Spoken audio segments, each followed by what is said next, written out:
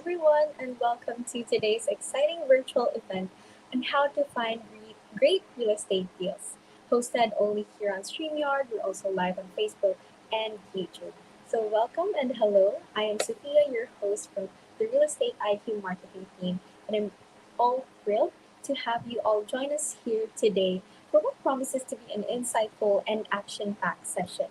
Today, before we start, I would like to introduce ourselves. We are Real Estate IQ, and we are a lead generation company that offers many solutions to your real estate needs. So whether you're looking for education, for leads, for a community to be part of, to help you get through your deals, win your first deal, then you've come to the right place. And we're so excited to have you here with us.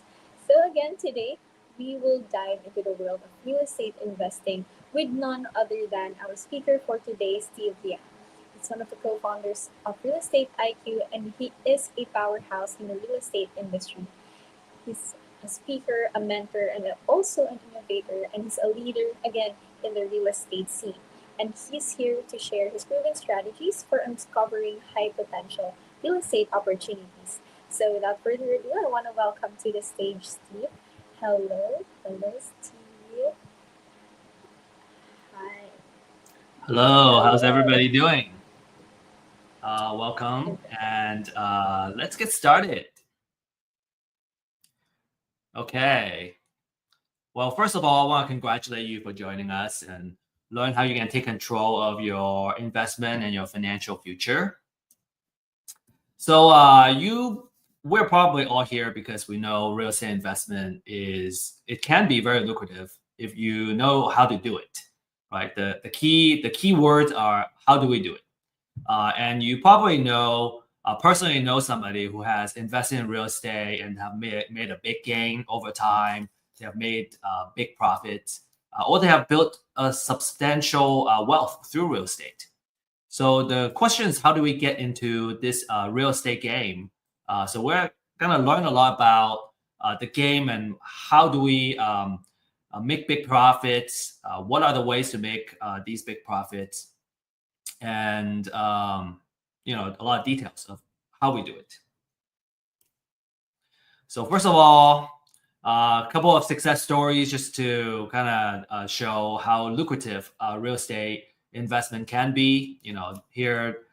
Here we have a success story. I believe it's in Dallas. We're looking at $46,000 of profit. This is in Carrollton, which is, I believe, it's in Dallas County, the part of Carrollton that's in Dallas County. The other one is in Dallas, $85,000 in profit. Some people make that much in a year, right? In a yearly salary, or maybe some are, it could be an aspirational number for some folks. So in just one deal, you can potentially make this much.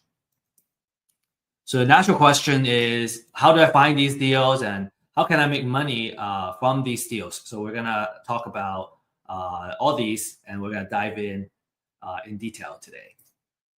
So my promise to you is that at the end of this webinar, you'll understand how you can find great deals. You understand the formula that you use to identify the deals.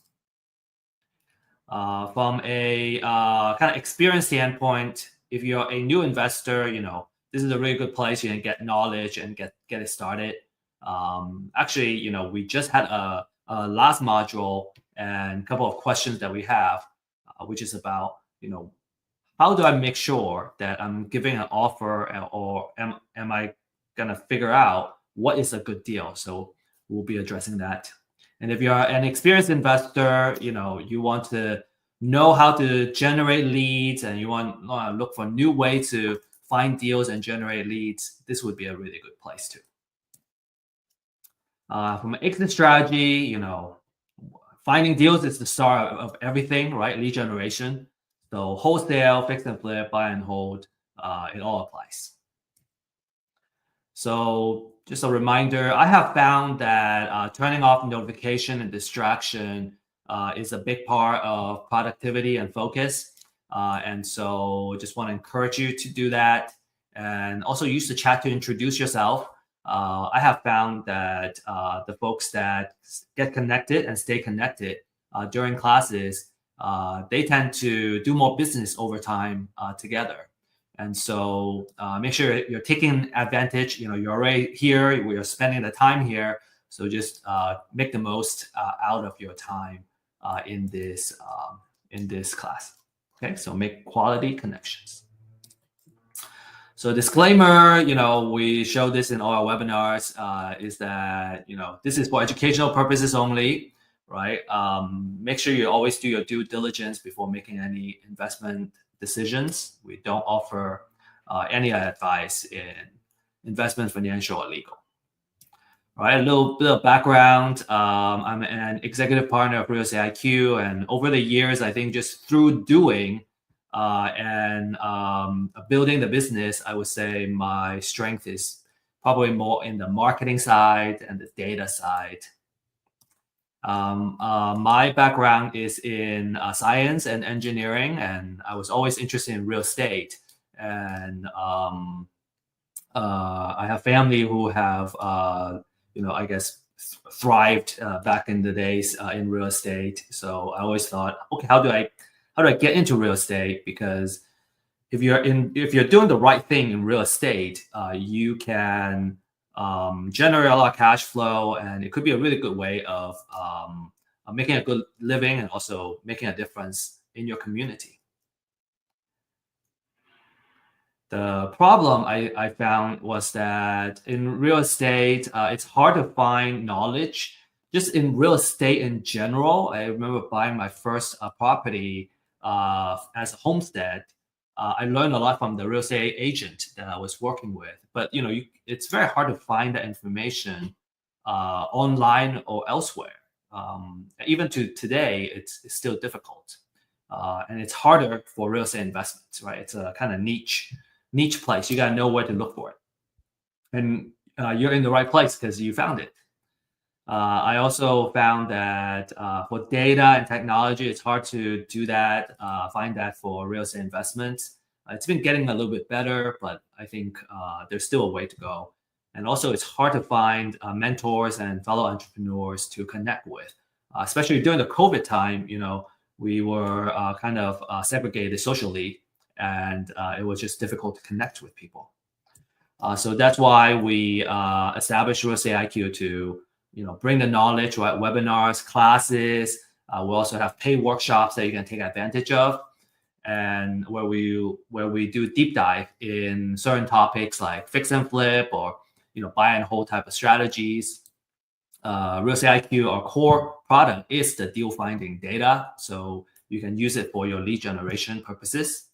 And finally, we are here to establish a community, right, to really kind of offer the support, because sometimes you got the knowledge, you got the tools and the data, but there are places where we just we get stuck. Sometimes it's a very, very small thing, but if we don't know how to do it, we just don't know. And so having that mentor and coaches that we can easily connect with and ask for help, I find that tremendously valuable. I have certainly benefited from that myself. Sometimes it's just like, okay, how do I fill out this section of a contract? If you've never done it before, you just don't know. And having somebody that walk you through it is just so valuable. Very, very appreciative of all the help I have personally got. And so we also want to offer that to you. All right, so that's kind of the background of real estate investments, and what we're looking at, what we're offering. And so now let's dive into the real estate deals, right? What are great real estate deals? Okay, so we have like two main agenda today. One is the business model, and a business model basically is how do you make money, right? How can you basically build a business, and how does this business make money through real estate? And I think when we can certainly look at a real estate deal and go, oh yeah, I'm making a profit off of one deal. But my question back to you would be, is that repeatable, right? If it's a business model, it is by definition, it's repeatable. and it can consistently make money and generate sales and revenue for your business. The second one is we're gonna talk about the different sources of where we can find the deals, and I will also give you kind of a little bit of insider tips of where the deals are. All right. So in terms of business model, the three main strategies are buy and hold, which means you buy the property, you hold it as a rental, and you become a landlord basically. And the tenant is gonna be paying you rent on a monthly basis. And this business requires the most amount of capital because you need to put down the cash in order to hold the property. Now there are ways to kind of build up that equity very quickly, called the Burr method. And we may or may not touch that today. But in general, when you're buying or holding a property, you need the most capital because of the down payment that you got to put down. The second strategy is called fix and flip. You buy it, you fix it up. Now you added value to the property, what we called forced appreciation. So we buy it at this price, we fix it up, we force it to appreciate at this value, and now we can sell it to a retail buyer, and we can make a profit in that difference. And then the third strategy is a wholesale. It's called wholesaling, which means you find this property and then you can sell it to another investor. And typically the investor would either be looking for a property for buy and hold or fix and flip. So your buyer, in this case, you're buying as a wholesaler, you're buying it from the motivated seller, and then you immediately sell it to a what we call an investor buyer or professional buyer, because they are kind of constantly looking for houses where it makes sense for their buy and hold or fix and flip business model. It's very important to talk about this here, is that when you're in the buy and hold business, you are in the landlord business. So you may, let's say you want to do the property management yourself, you would kind of gear towards your business system on looking at tenants, right? Dealing with the tenants, communicating with the tenants, leasing the property, and so on and so forth. You'll be focusing a lot on that. With fix and flip, you would be kind of in the construction business, right? You're buying the property, you're gonna fix it up, right? You're gonna do a lot of things on that property itself to force the appreciation. So let's say you do quite a few of these flips at the same time, you're basically running a construction business. And then finally, in wholesale, well, you are going to be interacting with a lot of motivated sellers. And on the other side, you're going to be interacting with a lot of professional or investor buyers. Well, you're kind of in that marketing and sales business. Okay, so those are kind of the focus that you're going to be in as you kind of decide what business model it is. And some people use a hybrid business model where they focus on two or all three of these strategies in part of their business. And so just want to kind of break that down for you so you are aware. In terms of capital, I already talked about buy and hold needing the most in general, because you need to put the money down. Fix and flip, it's going to require less personal capital if you borrow money from a hard money lender or a private money lender, which is what a lot of fix and flippers do. Now, in order to get funding and financing, the lender usually wants to see that you have some skin in the game. They want to see that you have enough liquidity to at least pay the monthly interest payments for this short-term loan for this fix and flip project. We have had a couple of lenders coming on our platform and really talk about it. I specifically ask about the liquidity type of requirements. And then for wholesale, in general, it doesn't need much capital at all for the property itself. Maybe you need some transactional funding to help with the transaction to happen. You will probably spend most of your money in lead generation and marketing systems. Okay, those can add up, but in general, it requires a lot less personal capital.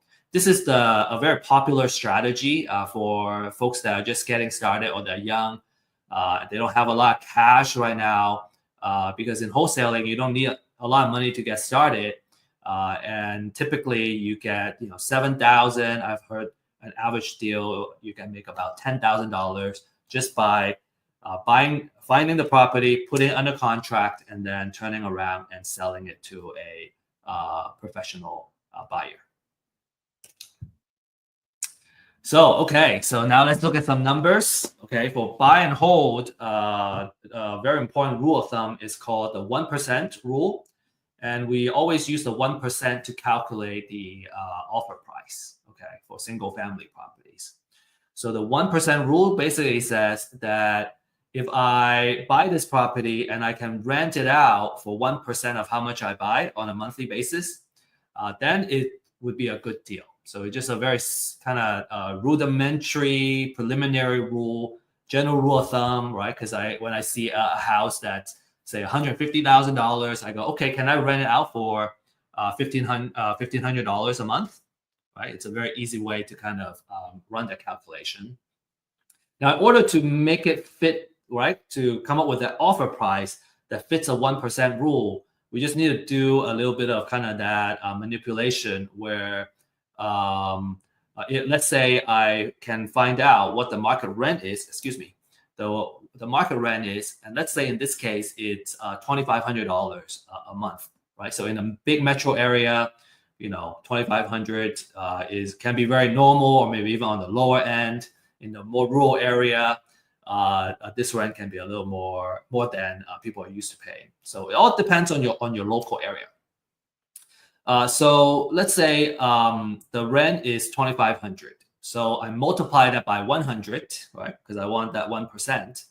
And so now I come up with a number which is 250,000. And now let's say I need to fix up this house, and it's gonna cost $20,000 to put paint, a new carpet, all that stuff in place.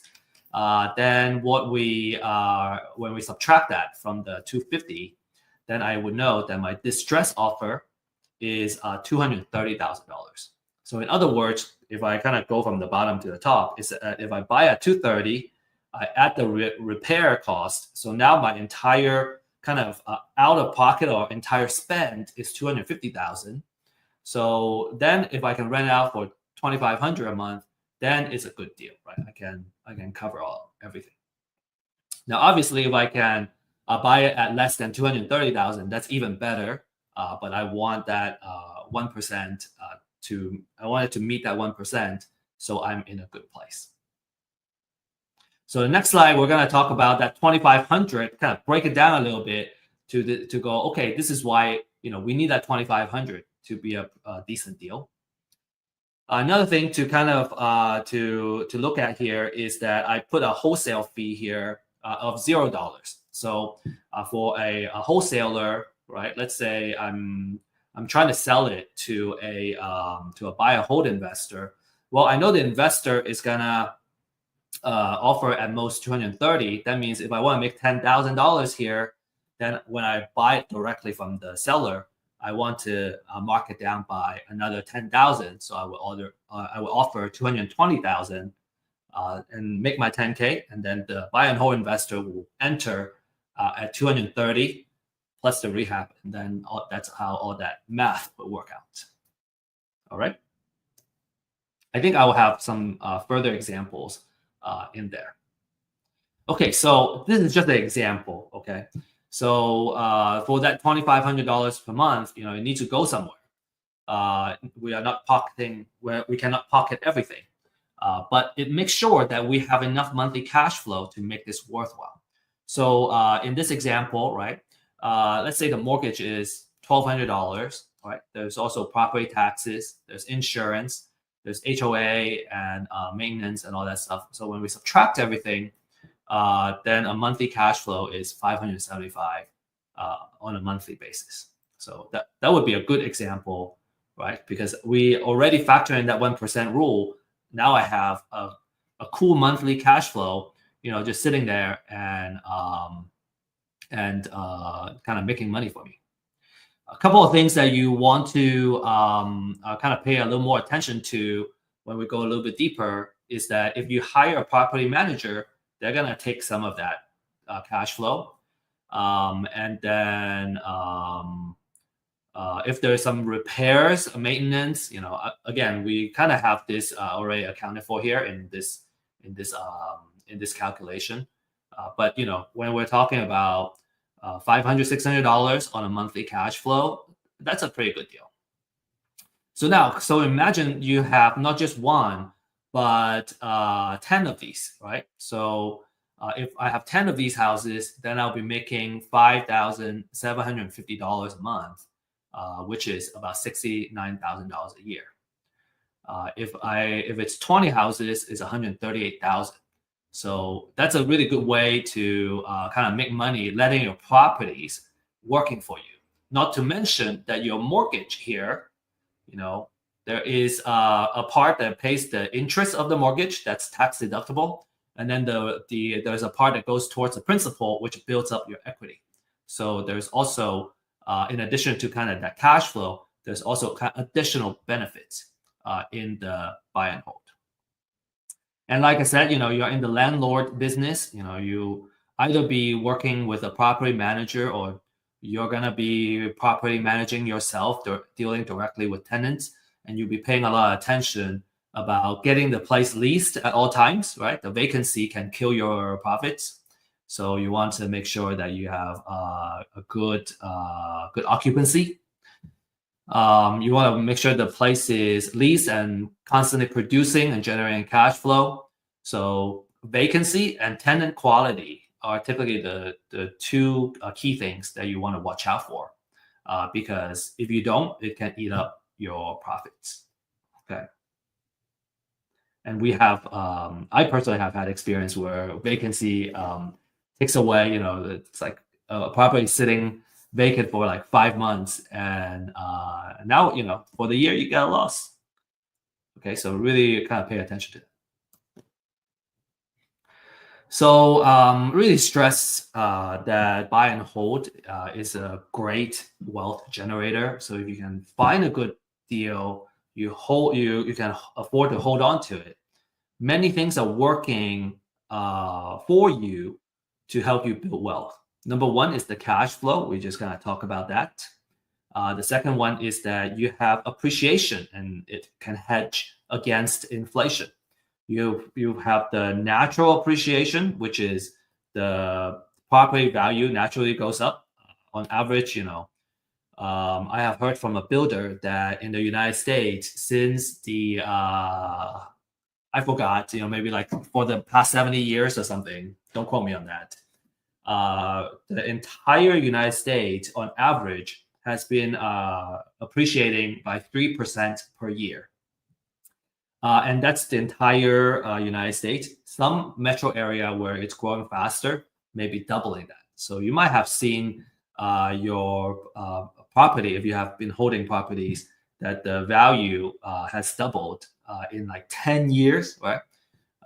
We have that rule of 72 to come with that. If it doubles in 10 years, then you're looking at about like 6%, 7% of yearly appreciation. So that's natural appreciation. I kind of talked about the forced appreciation, which is you're actively like fixing up the property to bring it to the market value. So if you bought it at a good price, you force it to appreciate, and now it's worth more. So that's two things working for you. Natural appreciation, more passive, right? As the market goes up, you go up. Forced appreciation is more active. You fix it up and you bring up the value. You also have tax savings, right? You got depreciation, taxes can be written off. You can also write off operational expenses in the property. And then finally, I kind of talked about that, which is the loan pay down, right? So as you pay more and more towards the principal, your equity gets built up, and then now you own the property, say outright, and And now, every single month you just have free cash flow, basically, that you don't have to pay any more mortgage of if it's already paid off. So you have like kind of four main things working for you when you do buy and hold, which is a fantastic way to build wealth slowly through real estate. A lot of people love that. All right, so next let's talk about the fix and flip. And in fix and flip, we do the 70% rule. So that's another rule of thumb, right? So we talk about 1% rule of thumb. I kind of talk about the rule of 72, which I didn't really go into too much detail. We can deep dive into that another time. The second main rule is the 70% rule. Okay, so for the 70% rule, you use the 70% rule to calculate the offer price. So what that means is, well, I want to only put in as much as 70% into the property because I need that 30% to pay for all my other costs and still make a profit. That's basically what it is.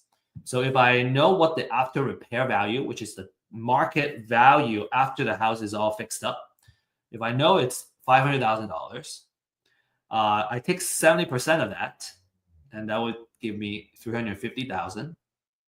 And let's say in this example, the repair budget is going to cost $70,000. So we subtract all that stuff, and our distress offer would be $280,000.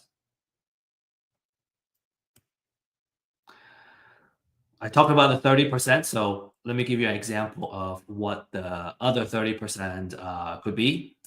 In this example, okay, so 30% of the 500,000 is 150K, but we don't pocket all of that. Okay, there's also all kinds of costs that goes into the just cost of doing business, and but we'll still be looking at a decent enough profit. Okay, so in this case, there's closing cost, there is holding, right? So every day there is insurance. There is utilities, water. There is I guess the interest cost, daily interest cost is part of the financial cost. So all of those kind of adding up will. So you as a fix and flipper, you want to manage your cost, and I think in general is by reducing your holding costs by making sure that your project doesn't run a long time, because the longer it takes, you're going to have a higher holding cost, and then your financial cost is going to be more as well if you got the funding from either private lender or hard money lender. But then you still have a very decent sized profit at the end of the day, and that's a short-term gain.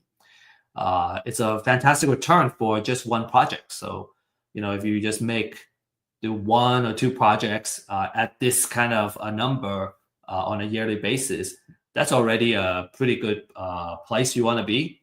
Obviously, if you do one per quarter, now you might be making more than a regular salary. Okay, now remember I said for the fix and flip business, you are in the construction business, which means that a lot of your attention should be in the rehabbing of the property, and you need to make sure the rehab budget or the rehab project stays on time and on budget, right? And you're not compromising too much on quality either. You want to have good quality so you can actually sell it. And so cost overrun and project delays can eat up this profit. Lastly, we have the wholesale business. Wholesale, again, it's very popular. It doesn't need a lot of capital to get started. You acquire the distressed property directly from the motivated seller, and then you can sell it to an investor. And now that said, we have clients that also are using our data because they wanted to go directly to the motivated seller instead of buying from a wholesaler. So you just want to be aware that in this case, you're kind of you're saving the wholesale cost to you don't have to pay a wholesaler, but now you're also kind of adding that marketing operations in your business to acquire deals.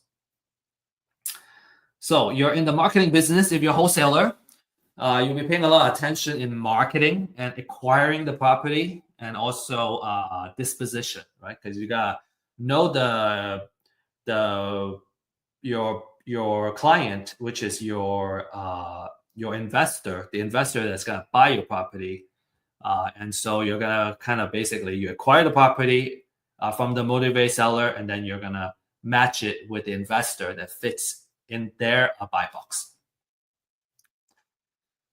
This is let's see. A lot of investors start out kind of buying deals from the wholesalers, and then over time, as they gain more experience, they go, well, maybe I can do my own marketing, and I can reduce my cost of acquisition, and they can basically you're acquiring the property directly from the motivated sellers.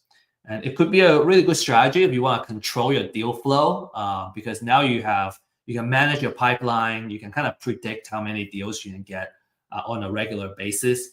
And you don't have to kind of acquire the deal from somebody else and maybe kind of compete with another investor to buy the deal. You can also kind of pick and choose the best deals to keep for yourself. And then, you can wholesale to, say, another investor.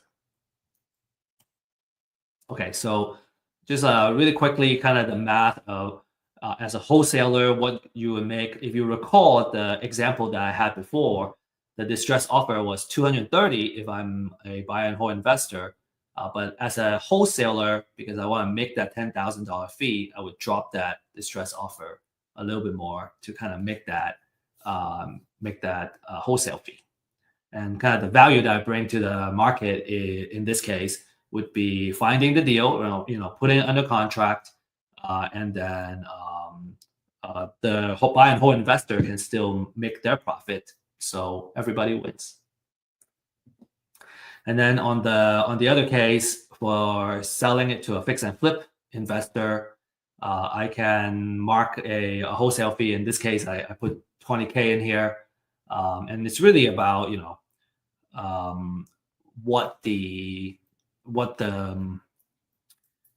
market is willing to bear. So let's say I can put, if I want to charge 10,000, okay, then I would offer at 230. Excuse me, 270.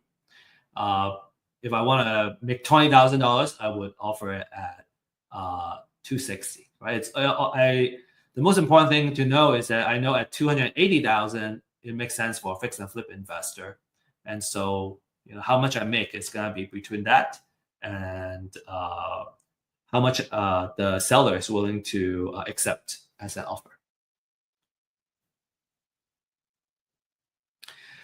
Okay, so another side I want to offer is just another perspective, is that let's say I'm the fix and flip investor, right? And I'm doing this marketing myself. Well, instead of offering 260, I can offer up to 280,000. So I'm going to be more likely to win the deal if I'm competing with a wholesaler, and because I can offer more money.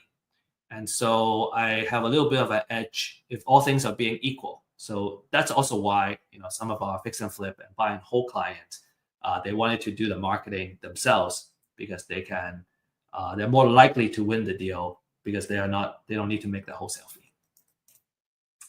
Okay, so to recap kind of this first half of the webinar, buy and hold, you're in the landlord business, you need the most capital to get started.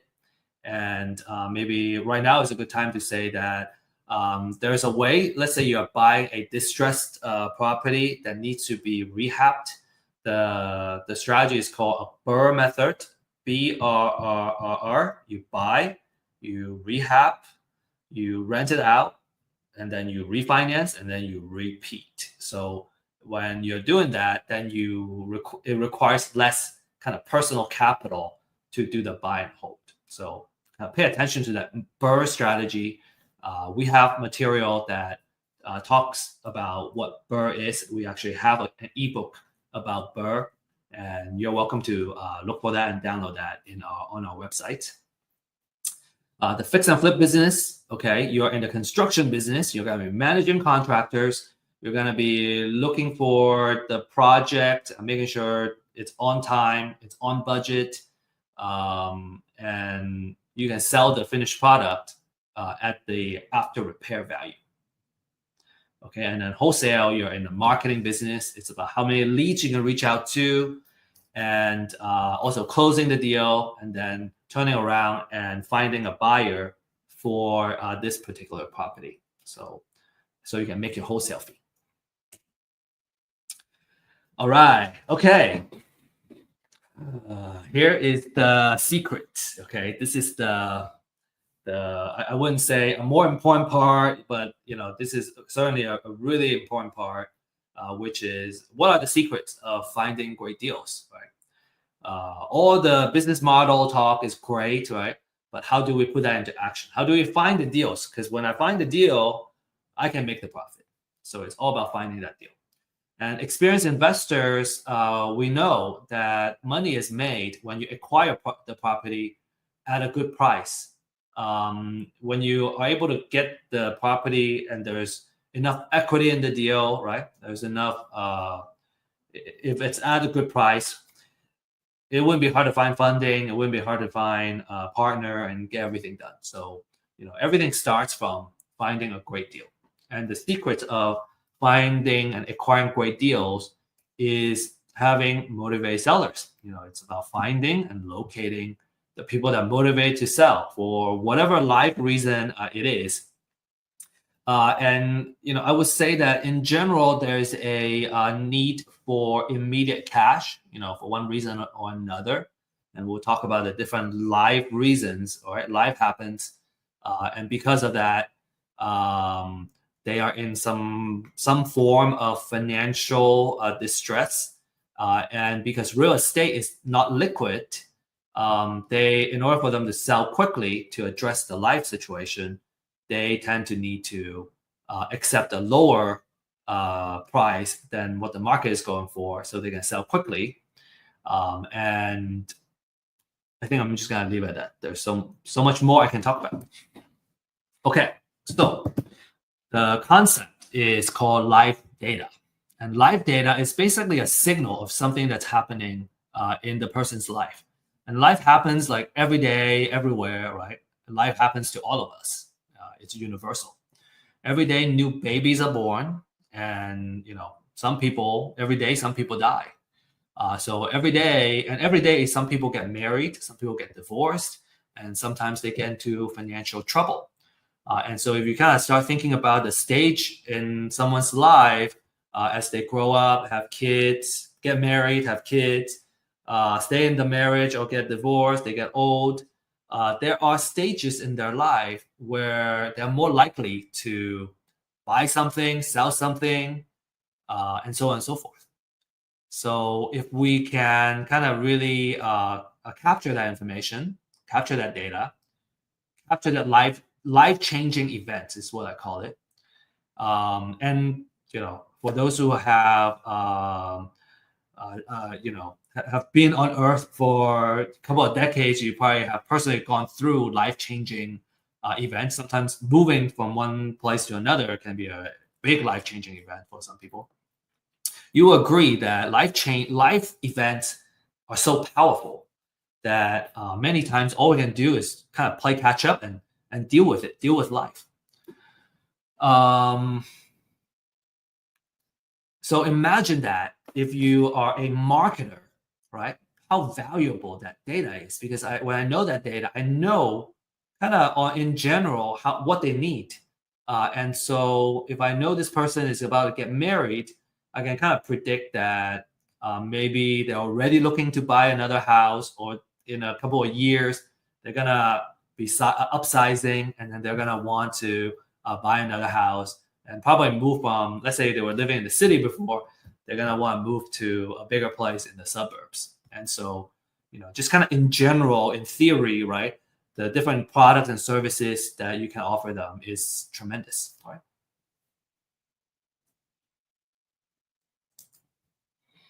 So to find motivated seller, we want to get our hands on some aspects of their live data that tells us that, hey, they want to sell. So first of all, they should be owning real estate, right?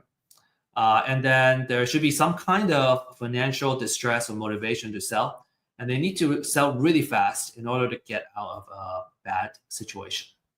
And we'll talk about the different motivations shortly. And that's actually the next slide. Okay, so we'll talk about the different motivation, and I call it the different sources of motivated seller. Okay, so the different type of live data that matters in real estate and for real estate investors. And you can imagine like this is the kind of data that also makes sense for a real estate agent. If you're in the listing world, you're looking for folks that are motivated to sell. Now, some you can help as a listing agent. Some are a little bit harder to help. Say it's like a foreclosure and they get foreclosed very quickly. It's much harder to sell, truthfully in the MLS market because they just need to sell quickly. Okay, so the first one is the pre-foreclosure. Okay, because their house is about to get foreclosed. They're about to lose their house in an upcoming foreclosure. And it could be next month, it could be a month from now, and all that. We want to know what the auction date is on the property. A lot of investors, they love this list. It's actually one of our kind of most popular lists because these motivated sellers, they're in a desperate situation where they need to sell really fast. So for pre-foreclosure, you're reaching them because before their house hits the auction, and you can directly negotiate with the buyer. Let's see. So a couple of experience I can share is we had a candid REI kind of joining us and sharing how they market to the foreclosure pre-foreclosure list, and their approach, which I find is much better too, is that obviously you can just approach them and go, hey, you want to sell your house. And you may get a lot of bad words and hostility thrown back at you because, in a normal circumstance, who would want to sell their homestead, right? Some people want to, and then they welcome that conversation. Some people may not want to. And I have found what has been useful has been that if we position ourselves as their advocate, we can position us as, because most people don't want to go through the foreclosure. They want to stop the foreclosure. And so a really good approach that I found useful is to create the mindset, right? First of all, having the mindset and also having marketing material that helps them stop their foreclosure. And be a resource for them. Kind of go through the different ways that they can potentially stop their foreclosure, build that trust. And maybe there are times where you go through that and they don't need to go through the foreclosure anymore. For example, just last month, we had a tax foreclosure prospect, and I was able to reach out and reach him kind of on a Thursday. No, it was a Friday right before the auction. The auction is going to happen the next Tuesday. And they needed to figure something out. Otherwise, the house is going to go into foreclosure. And he says, you may hear this a lot. They go, I'm waiting to hear back from my attorney, or I'm waiting to hear back from the court or something. Well, on that Friday, you only have one more business day, which is Monday. And then the next one is that auction Tuesday. So they don't have a lot of time. We were able to connect them with somebody that, with an attorney that ended up helping them pause that foreclosure and kind of solve that problem so they don't have to sell their house. And, we didn't gain anything from that lead. But the good thing is we were able to help them. And, when you're in business, you just got to be willing to kind of pay forward. And if we do enough if we add enough value to the market, sometimes we win something, sometimes we may not win it right away, but there are times that it will come back. So, and a lot of our kind of experienced investors, we like to kind of embrace that mindset because, I think it just feels good to help folks that are in need to kind of solve their problem. And there's always a percentage where they kind of get to a point where they go, okay, I have gone through everything. There's no other option. I have to sell to someone. And if we have been just so valuable and we are able to build that trust, we're gonna kind of be that person to acquire that property. And I really prefer to be in that position than trying to take advantage of someone else's situation. Okay. From a pricing standpoint, these lists are not cheap. They're about $80, $90 per county. So to cover a metro area, you may need I put $200 to $300, sometimes maybe even upwards of more than $300 on a monthly basis. And you don't have to mine this information, right? This is kind of public information, to be honest. But you don't need to spend all that time to find the information and do the research that you need. $200 to $300 is actually a really good price to get into this. So for Real Estate IQ, we have a disruptive pricing that we'll be sharing kind of at the end of this webinar, just to make sure that we are offering really, really awesome data to help you get started and find success in the real estate investment game.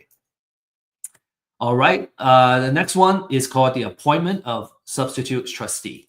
And what this is that a lot of savvy investors, they like to reach out to the property owner before they hit the foreclosure list. And when we look at the foreclosure process, what happens is when a lender wants to start the foreclosure process, a national lender will typically name a local trustee before filing for foreclosure, before filing for that foreclosure paperwork. So the appointment of substitute trustee is de facto a signal that the house is going to go into foreclosure. So that's why we call it a pre-foreclosure. By targeting these homeowners, what you do is you get more time to market to them and build trust. And it could potentially give you a leg up over your competition. You could be the first person that reaches out to somebody that is going to eventually go into foreclosure. We have a very popular class. It's called The Secret of Building an Endless Deal Flow, that focuses on how to put together a marketing campaign and building a consistent pipeline for deals. And if you're interested in kind of, building, learning more about marketing and nurturing leads and all that, which is, very fitting to this type of leads, I would highly recommend that class. Okay, next we have probate. So heirship and guardians are all kind of related to this category. So what happens is if someone owns real estate property and they pass away, and they will end up leaving the property to their heirs. And if there is a will in place, it will go into probate. If there's no will in place, it will go into an affidavit of heirship. And when it comes to kind of the handling of the estate, well, the house is an inheritance, right? Maybe there are a couple of potential motivations. It could be that there's enough equity in the house. They just want to cash out and kind of pay for other things in their life. It could be that the house is sitting there, it's not generating money right now, right? It's vacant. Grass is growing. It's a headache to maintain the property. It could also be where there is a estate tax that needs to get paid. So they will end up needing to liquidate the real estate property in order to pay for all the taxes and expenses that has to do with dealing with the estate. This is a very, very lucrative type of lead, and the market is about $3. Some may even charge $5 for every one lead, because they're so lucrative. A lot of experienced investors, they love probate because there tend to be a lot of equity in the house. It could be where the house has already fully paid off, or they have been paid off for so many years, they have been paying down the principal for so many years that there's a very small amount of loan that's still being owed, and there's just a lot of equity in the property. And when it comes to the heirs, a lot of times they just want to cash out. They don't really care about maximizing the how much they can get on the market, and they would just sell it to an investor. Now, obviously, different cases are different. There are some heirs they want to sell it on the market as an estate sale, and you know, because at the end of the day, they want to kind of maximize how much they can make out of it. So, but anyway, the probate can be extremely lucrative.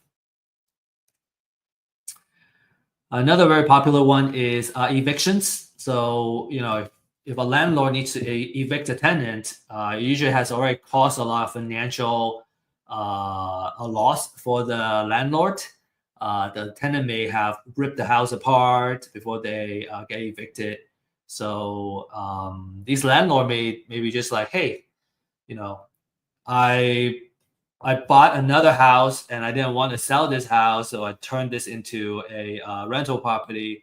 But I didn't know how much work it takes to be a good landlord, and I'm just tired of dealing with this loss. I know of a lot of professionals, say they're in accounting or they're CPAs. They just don't love being a landlord, and so they just want to exit, and that's also a very good motivation to purchase the property from them. And another potential scenario is it's a landlord that has a portfolio. This is a professional landlord, and they just want to cash out and then retire. And that's also a really good opportunity for you. Another one is divorce. They need to get cash out. There could be pending lawsuits. There could be something that forces them to one of the party to sell the property. Maybe they just need to sell it and kind of split up, and so they're also very motivated to sell. There could be some bitterness and hostile situation where they're not looking for a fair compensation, but maybe there are emotions where they just don't want good things to happen to the other party. Like there are bad divorce situations, and so those could be opportunities for investors too. All right. There are, some additional motivations. They're not as strong, and you don't have like a super desperate seller like the previous ones. Right. Foreclosure is like the most desperate, most motivated type of situation. So if you see delinquent taxes, that's a property tax situation, and so that's usually a signal that they are in financial hardship at the very least. And then obviously, if you're in a tax foreclosure side, they're going to foreclosure. They owe property taxes, and now they're going to foreclosure. That's also a very motivating situation. And then you have kind of some other signals. You have a tall grass code, right? If you don't maintain your grass and your lawn and the grass grows really tall, well, the city may come and write you up, and then now you have a tall grass code violation. Maybe there's an exposed roof, bad roof, place is unsafe. Maybe nobody lives there. And so those also, it's either that they cannot keep up with the property or it's a vacant property. And so these code violations are also very good distress signals. Okay, last but not least, there are also more signals, but like these are kind of the major ones. The last categories I will share with you is the liens. So if you owe Uncle Sam money, right? If you have an IRS lien or a mechanics lien, is usually kind of placed when there's a contractor or subcontractor. They place a lien on the property itself. They didn't get paid, or there's a big hospital bill and the hospital puts the lien on the property.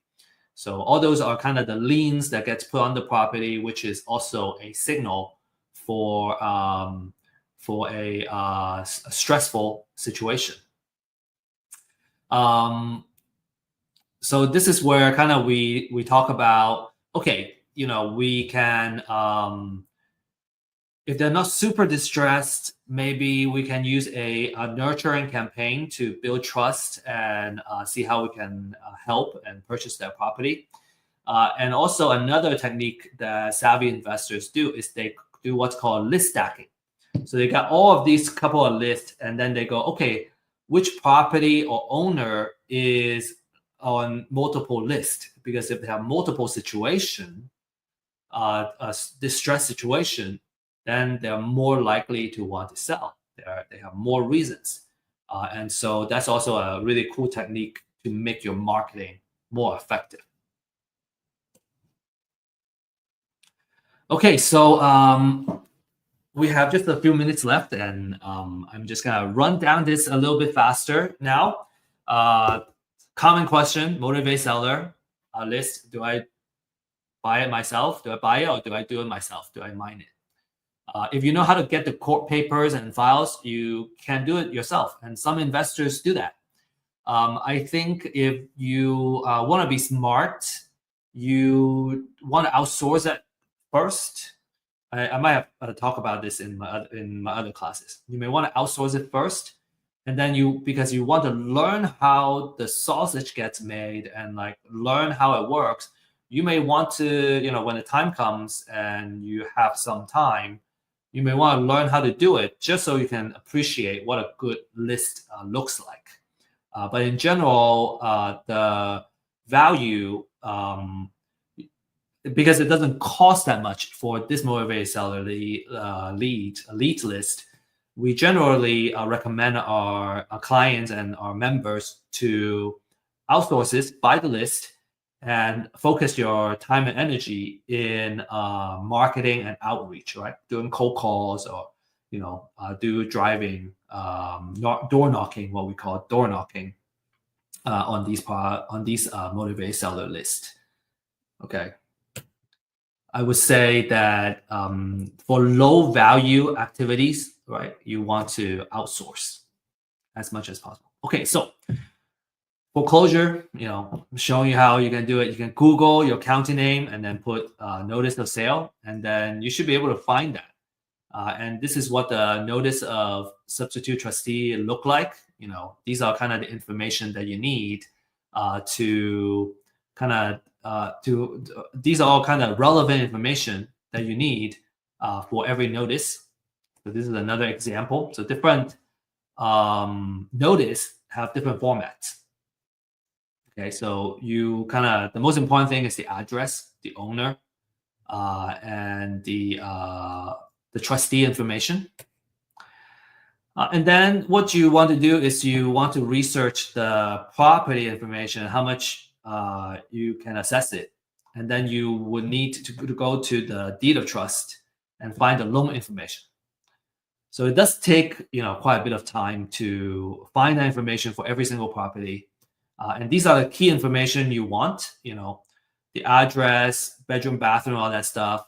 And on the right side, you have the financial information, the equity percentage, how much loan, what kind of loan it is. All those are like kind of the data that you want before you start working on the information.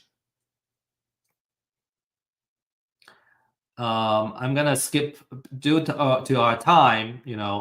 Takes about 15 to 20 minutes of research per record, and so we're talking about thousands of records. All right, so it's much easier to focus on our outreach effort.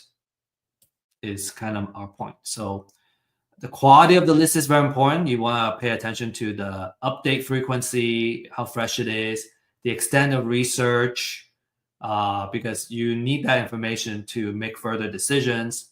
And then, if you're going to outsource it, the training of the staff and researchers are also very important. So again, the key elements of the quality leads list is very important. So I guess kind of the conclusion here is, yes, you can do it yourself, but there are things that are just not worth it. So especially when they're readily available, it's much easier to outsource that and focus your energy in the marketing and the outreach. Because at the end of the day, we don't really want the data or the lead. We want the deal. because that's what brings us the money and the cash flow. Okay, so we talked about, to recap, we talked about how you can make money, different business models. We talked about how you can find great deals, and then we also talked about where you can get off-market leads. Okay, so a couple of success stories. I already showed these. Success story number 1, number 2, and number 3. Tens of thousands of dollars. These are outsized profits. I just want to maybe make a small disclaimer that not every deal looks like this. These are like really good looking deals. And some deals are smaller. Some deals, if you're not careful, you may even lose money, right? So because there's a risk in real estate investment or any kind of investment activities. So just make sure that you have the right support and you know what you're doing before you get into real estate investment. But these numbers are certainly very, very motivating for me as an investor. So how do I get started, right? I think a lot of common questions is, I learned all this stuff. Okay, how do I apply it? So number 1 is get a pre-foreclosure list. You can get other lists. I find that pre-foreclosure, people are more likely to get traction quickly. And the more quality information, the better. And for Real Estate IQ, we offer a first-hand data. Okay, so we mine the data ourselves. So you get the freshest data available. You get the extensive research. We went to 3-4 different sources to come up with the information to get the estimated equity. And then for a limited time, you still can access this disruptive pricing. Number 2 is to find a mentor or coach that can really hold your hand and walk you through it. You can certainly do it yourself. It's just so much easier to have somebody that we can reach out to, because I think it's easier when we don't have to repeat the same mistakes ourselves. And then when you're really serious about a particular property, you want to be able to do the title research and see all the liens that's on the property. And the cost is between $40 to $75 per property. You may be able to skip that if you're gonna close the property with a title company. They can do some of that research, but you usually need to have the contract in hand and you're ready to close before that happens. So a couple of success story. Justin got new leads, right? A steady flow of influx of new leads to get started. Ismail, an average deal of $8,000. He made 10 transactions already. And then Daryl, got 2 deals under contract. Excuse me, four deals under contract, and about $1 million in that value, and he's expecting to make 10 to 15% of the profit margin. Okay, so if you're interested to learn more, learn more about real estate, ask about our community membership, and what are the next steps. We're here to guide you. And when you're ready to get started, then you can kind of see what the solutions are all about. You can schedule a 30-minute complimentary one-on-one consultation. And if you need help closing your deals and whatnot, we have folks that can partner with you and help you with these deals. And so you just need to send an email out to me. Finally, is a couple of additional things you want to learn by doing. And so we have a online meetup that meet on a Friday base, every Friday at 9:30, where we teach about different ways of investing, and especially if you have a deal that you don't know how to do, you have a lead, we can give you the coaching and what the next steps are to keep the deal moving, all the way where you can close and dispose and make profit off of your deal. Very, very last thing, we hope you learn a lot from this class, and if you did, please scan this QR code. Give us some feedback. How can we make this event more? How can we make this webinar more valuable for future attendees? And for filling this out, we'll also give you a special gift. Okay, that's all we have. And I want to say best of luck and happy investing. And I'm ready for questions as well, if we have questions.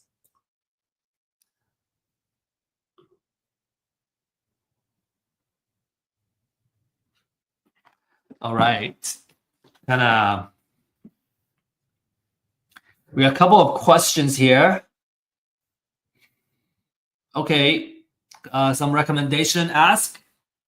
Tracy is asking, can you repeat again what we can do as an investor? I have low capital, just starting. I would say wholesaling, it would be a good way to get started. It doesn't require a lot of capital. You do need a small amount of marketing budget on a monthly basis, and you want to budget, I would recommend 6 months, okay, 3 to 6 months. So let's say you have $500 every month to kind of invest into this, right, to build your marketing, and you also need your time, right? I would try to say try to be consistent on a daily basis, because having a habit is very important when it comes to getting something done, getting something happen, and having consistent operations.